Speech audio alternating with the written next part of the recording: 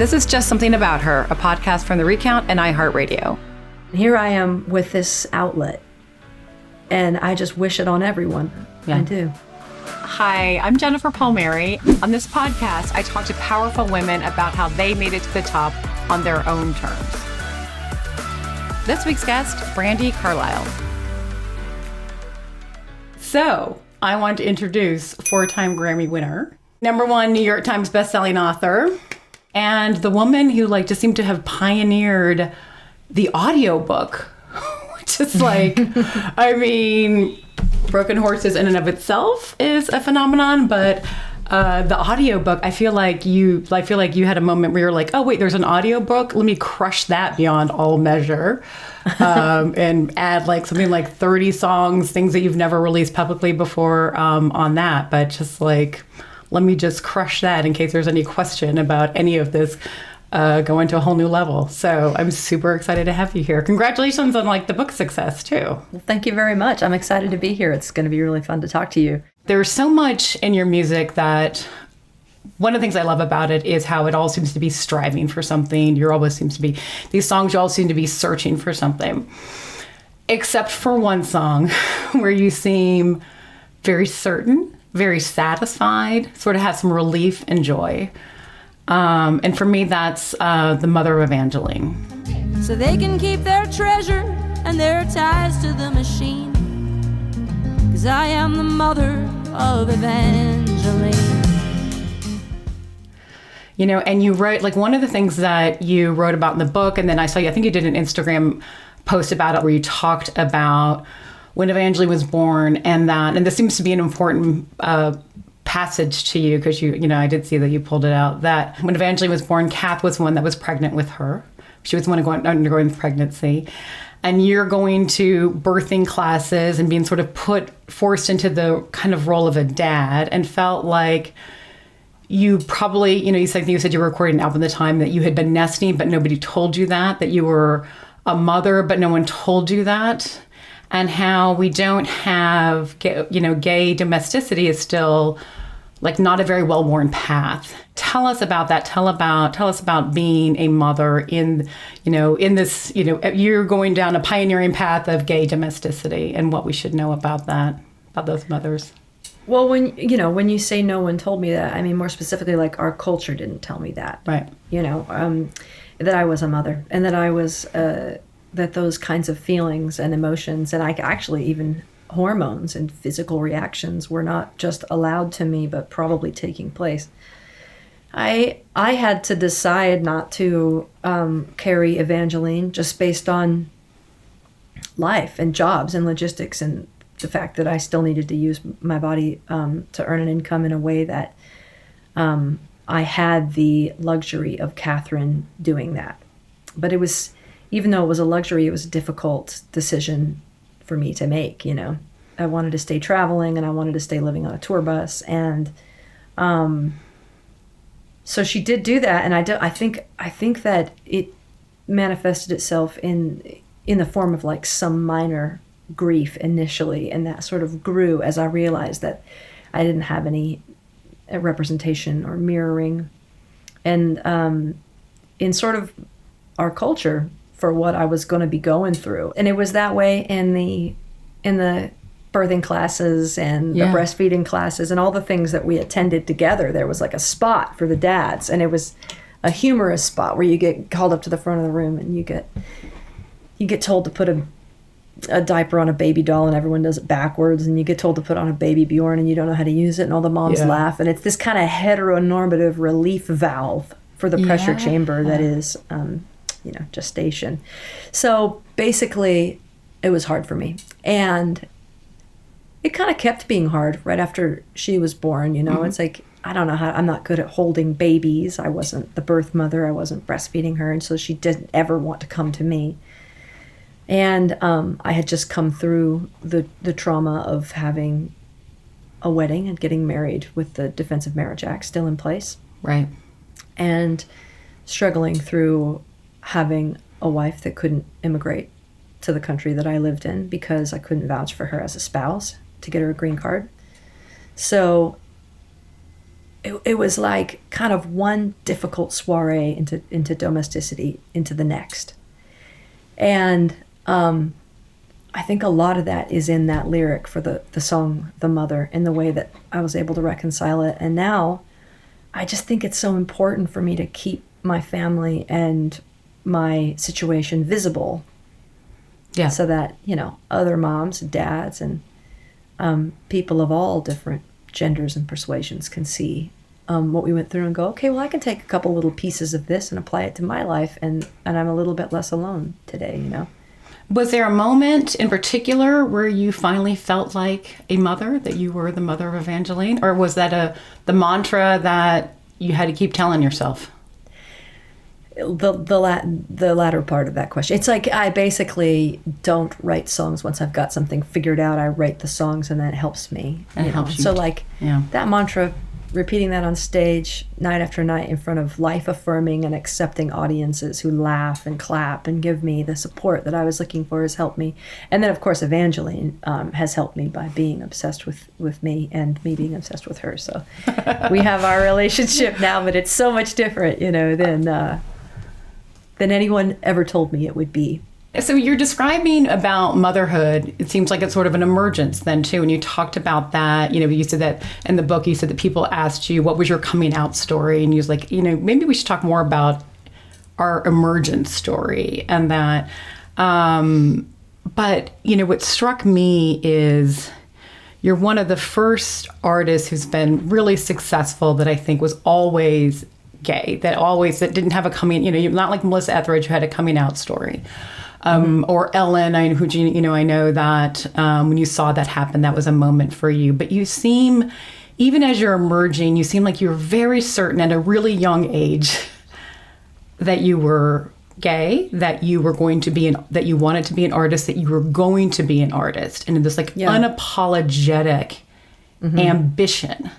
Sure, and thanks to those gals. That's why. Because you saw that? Because I saw that. I wouldn't have been out of the closet at 15 years old if it wasn't for those women, and for the fact they did it for me so that I could have an emergence instead of a big traumatic global rejection.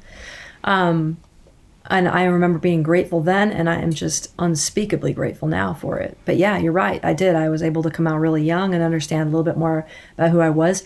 And it didn't take me falling in love or having a relationship or breaking someone's heart or winding up in some situation where I'm figuring this out in real time. I just saw that and I went, oh, you know what? I'm actually that. I know I don't have a girlfriend or know any other gay people, but because I can see them and they're on TV, I know that's a thing for me, and saved me a lot of heartache and a lot of trouble. I think a lot of us look at our queerness as kind of marginalizing us in a lot of different ways, but it's also like a little bit of a beautiful advantage in some ways.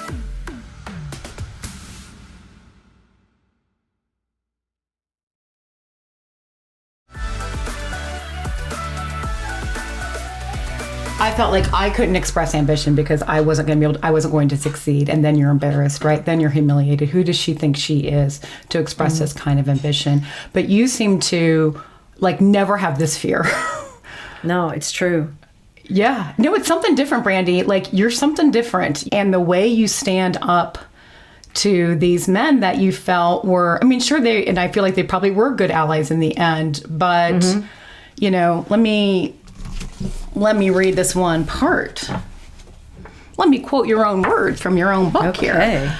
I was always too loud, too pitchy, too affected, too emotional, or just out of bounds. Somehow I was starting to test making albums.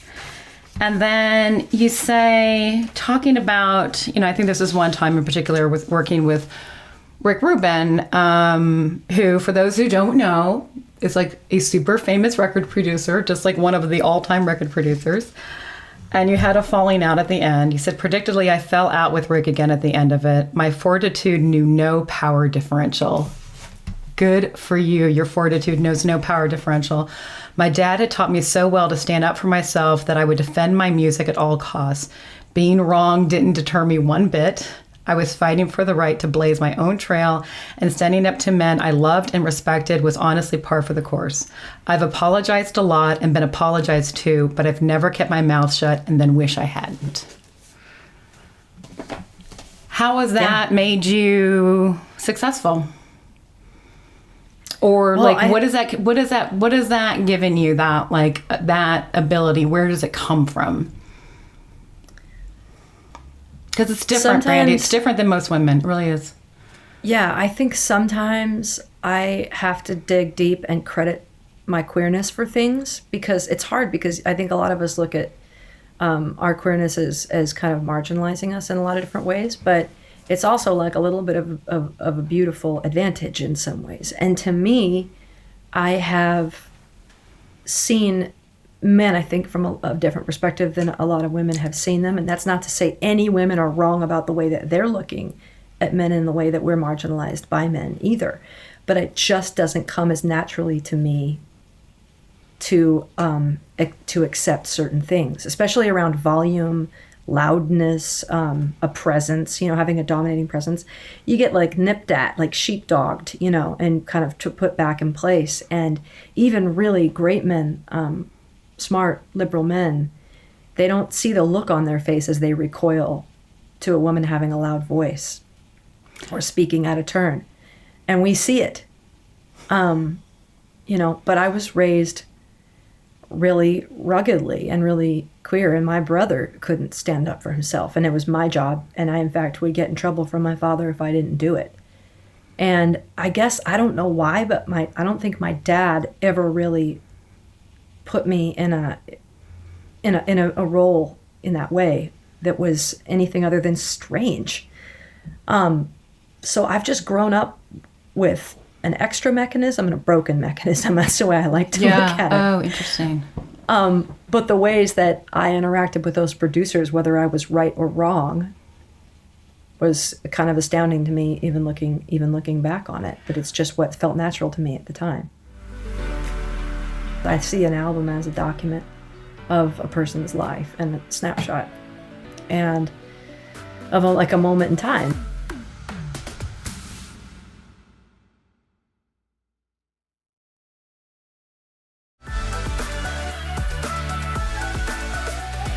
When you produced a record for the Secret Sisters, that, for those who don't know, they have a very harmonic sound, right? Look upon your mother, the silver in her hair.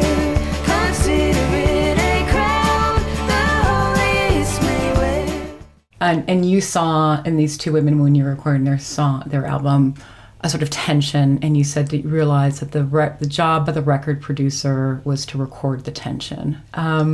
But what is it, that you are, when you say you want to record the tension, do you want it to sound good, or do you just want it to sound real? You want it to sound like where that artist is in that moment? What is it?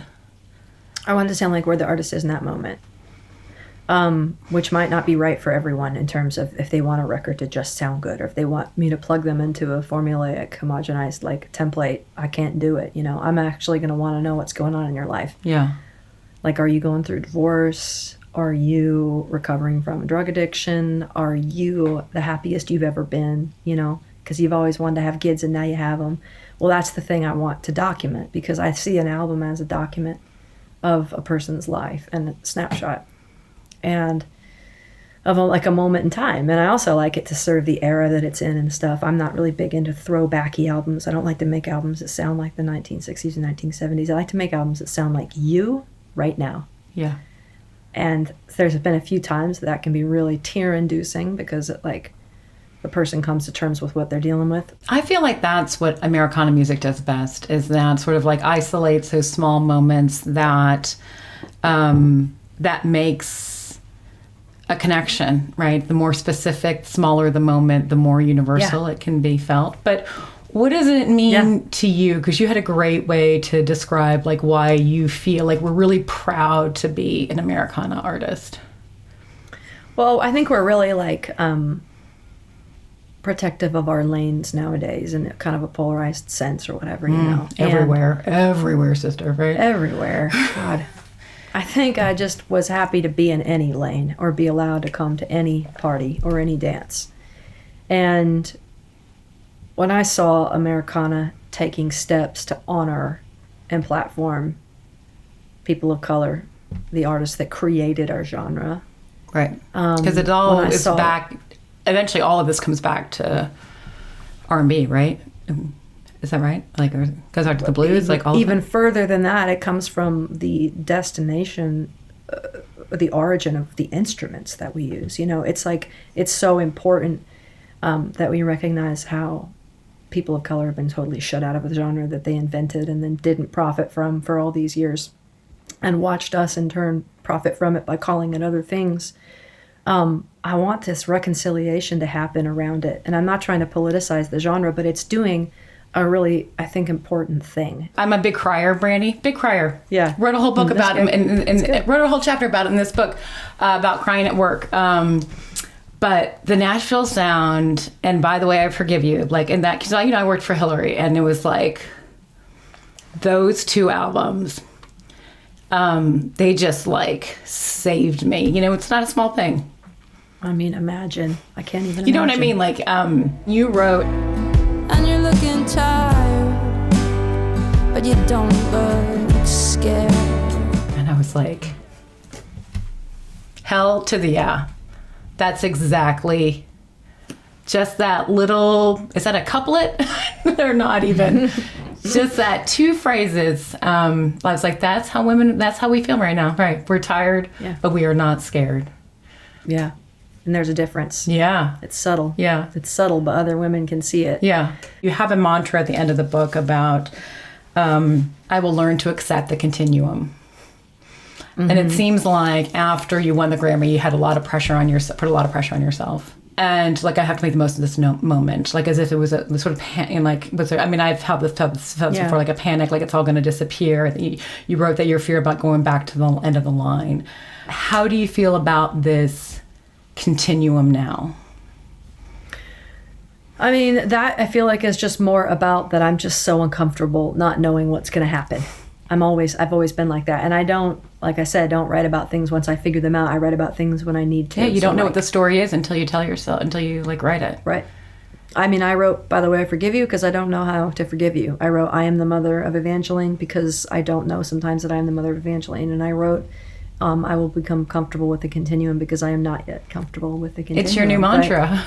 These are my mantras, and this is me giving myself, emotional stitches in my writing. And I'm just so lucky I have a way to work out my, I'm not going to overuse the word anxiety, but whatever that is, my discomfort. Mm-hmm. When so many people don't, and I've really noticed that in this last year, how it's been so hard for people to not know what's going to happen day in, day out, how uncertain this time has been for all of us. And so much of us find so much purpose in our work, not being able to do it. Yeah. Mothers that don't work find all this purpose in mothering, but they're also homeschooling, which is totally new. And then what to make of the teachers and everything they're going through to try to hold this together. So much unrest. And here I am with this outlet. And I just wish it on everyone. Yeah. I do. Brandi Carlile, this has been fantastic. That was a great conversation. Thank you so much.